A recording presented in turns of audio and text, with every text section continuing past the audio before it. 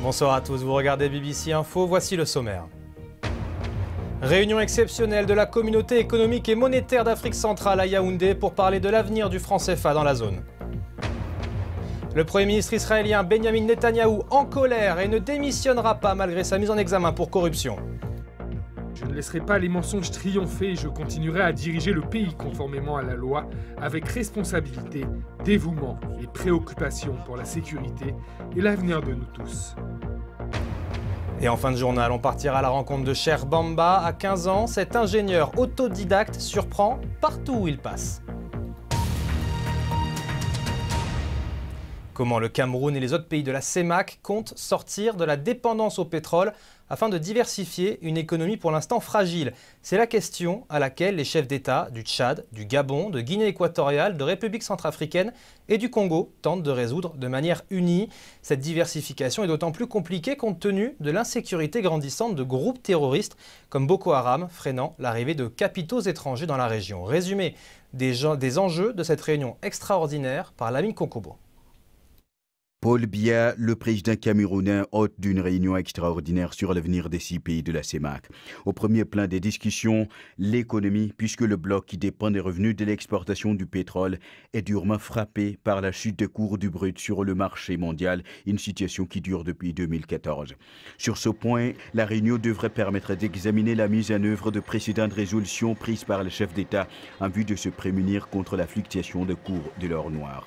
Déjà en 2016, lors de notre sommet, les chefs d'État s'étaient entendus afin de pouvoir diversifier l'économie pour qu'elle ne subisse plus les coûts du pétrole. Il fallait mettre plus l'accent sur l'agriculture, sur l'industrialisation, sur la transformation locale des matières premières. Que ce sommet sera une évaluation. La crise économique au sein de la CEMAC est doublée d'une crise de l'insécurité. La secte islamique Boko Haram sème la terreur, notamment au Tchad et au Cameroun, et la Centrafrique peine à s'arracher de l'emprise des milices et groupes armés. Mais si l'insécurité est un facteur qui plombe une économie régionale déjà éprouvée, elle en est davantage moins pour ce qui concerne l'intégration sous-régionale, l'un des gros dossiers du sommet. Même avant la montée des djihadistes et de Boko Haram dans la sous-région, l'intégration était déjà mise à mal du fait des égoïsmes de certains États. Le contexte sécuritaire a davantage renforcé les positions de ces pays qui ne veulent pas totalement ouvrir leurs frontières à la libre circulation des biens et des personnes. Avec la mise en branle du processus de la ZLEC, la zone de libre-échange continentale, les pays de la CEMAC se retrouvent sous pression pour accélérer l'intégration au sein de leur bloc. Il faut le rappeler, la CEMAC est composée du Cameroun, du Gabon, du Tchad, de la Guinée équatoriale, du Congo et de la République centrafricaine. En accueillant ces hôtes, Paul Biya s'est réjoui d'une nouvelle opportunité pour des discussions destinées à consolider la relance économique dans la région. Et l'autre dossier au menu de la réunion de Yaoundé, le franc CFA, dont l'avenir fait l'objet de débats passionnés, surtout dans le contexte marqué par le lancement de l'ECO, la future monnaie unique ouest-africaine. Les 6 pays de la CEMAC constituent l'autre bloc de pays d'Afrique utilisant le CFA. Et dans cette zone, c'est la Banque centrale des États de l'Afrique centrale, basée à Yaoundé, qui régit la monnaie. À l'heure où nous parlons, le CFA est de plus en plus critiqué par des économistes comme l'ancien ministre tongolais des Finances, Kako Nubukpo, qui estime qu'il perpétue la servitude financière de l'Afrique et appelle à son abandon. Mais cette position n'est toutefois pas unanime parmi les économistes. L'ancien Premier ministre béninois et économiste Lionel Zinsou estime que ceci est de la simple récupération populiste. Donc l'abandon du CFA, si le principe venait à être adopté par les 14 pays qui l'utilisent, relève d'un processus long et qui plongerait dans de nombreuses incertitudes. Donc aux grandes dames des activistes, il est improbable qu'une décision allant dans ce sens soit prise à la réunion de ce vendredi à Yaoundé, mais le débat reste toutefois ouvert. À l'international à présent, le Premier ministre israélien Benjamin Netanyahou a répondu avec colère sur sa mise en examen pour corruption. En cause, des potentiels cadeaux que M. Netanyahou aurait reçus de personnalités connues, ainsi que des pots de vin proposés aux journalistes en échange d'une meilleure couverture médiatique. Un camouflet de plus pour un pays qui ne possède pas encore un gouvernement stable, malgré 2 élections en une seule année. Les détails, Myriam Lawari. Benyamin Netanyahou, qui détient la plus grande longévité au poste de Premier ministre israélien, a été inculpé pour fraude, abus de confiance, mais aussi pour corruption, l'accusation la plus grave. Après 2 mois de délibération, le procureur général, un ancien allié politique, a annoncé sa décision. J'ai décidé de l'inculper avec le cœur lourd, mais aussi avec un sens profond du devoir pour l'état de droit et pour l'intérêt public. En cause, des cadeaux comme des cigares et du champagne rosé, mais aussi des pots de vin contre une meilleure couverture médiatique. Face à ce nouveau rebondissement, le Premier ministre s'est montré un brin provocateur. Nous assistons à une tentative de coup d'État contre le Premier ministre en fonction, basée sur de fausses accusations et un processus d'enquête biaisé.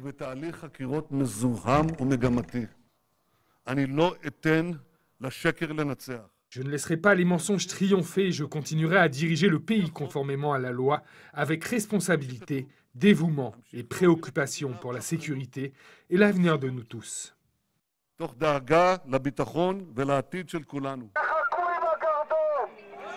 Techniquement, Benyamin Netanyahou peut rester en fonction. Reste à savoir s'il aura le soutien politique nécessaire.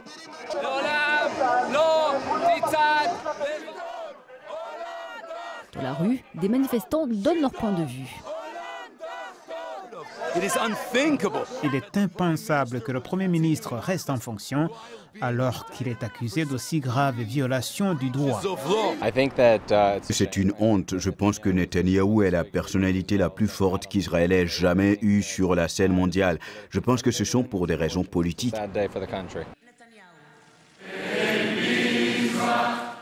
Israël nage en eau trouble après 2 élections générales cette année. Les politiques n'ont pas réussi à former un gouvernement. Et pour la première fois, un Premier ministre en exercice fait face à des accusations criminelles. L'avenir politique du pays est plus qu'incertain. Le reste de l'actualité, en bref et en images. Week-end d'élection présidentielle en Guinée-Bissau et ce malgré des semaines de protestations violentes, une tentative présumée de coup d'État et l'émergence de 2 premiers ministres concurrents. Le président, José Mario Vaz, premier président démocratiquement élu à terminer son mandat, se porte candidat à sa réélection et fait face à 11 autres candidats. Plus de 170 criminels présumés ont été arrêtés dans le cadre d'une opération antiterroriste conjointe entre le Ghana et le Togo. Plus d'une centaine d'armes illégales ont également été saisies. L'opération Kundanglu 3 est encore en cours à la frontière et lutte également contre l'extraction illégale de ressources ou le trafic de drogue. Et fin de la grève des salariés de South African Airways. Après 8 jours de lutte ouvrière, les salariés ont finalement accepté une augmentation de 5,9% de leur salaire. Cette paralysie a toutefois coûté à la compagnie sud-africaine plus de 3,5 milliards de dollars en compensation et jette donc un doute sur l'avenir de South African Airways. Actualité toujours, mais cette fois-ci sportive, et on retrouve Emmanuel Coste en direct depuis la rédaction. Emmanuel, aujourd'hui on va débuter avec la qualification des Sud-Africains pour les JO 2020. Oui, au forceps Pierre-Antoine, 6-5 au tir au but face au Ghana, c'était au Caire dans ce match de classement très important parce que ça veut dire que l'Afrique du Sud rejoint la Côte d'Ivoire et l'Égypte au tournoi olympique de Tokyo. Ces 3 pays représenteront le continent. L'Afrique du Sud qui menait 1-0, puis 2-1, le Ghana a égalisé en fin de match et finalement le Ghana, vrai crève-cœur, se voit privé de ce ticket olympique pour 1 ou 2 pénaltys ratés. Ce soir, toujours au Caire, la finale entre la Côte d'Ivoire donc et l'Égypte qui jouera bien sûr devant son public. En Ligue 1, ce soir, match intéressant, important d'ailleurs, 14e journée, match avancé. Le PSG leader reçoit le 5e Lille. Alors pendant la trêve, vous savez, des grands championnats avec ces journées FIFA, Neymar, l'enfant terrible du PSG, a profité de l'occasion pour aller à Madrid rencontrer des supporters et surtout assister à une rencontre de Coupe Davis de tennis. Et inévitablement hier, en conférence de presse, Thomas Tuchel, le manager du club parisien, n'a pas pu ne pas évoquer l'épisode. Difficile à gérer parfois, Neymar.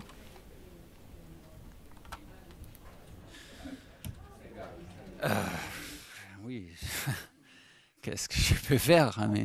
Je ne suis pas son papa, je ne suis pas la police, je suis l'entraîneur. Et il a fait bien en avant, et il a fait bien hier, après son vol. Comme entraîneur, Est-ce que j'aime cette vol? Non, pas du tout, c'est clair.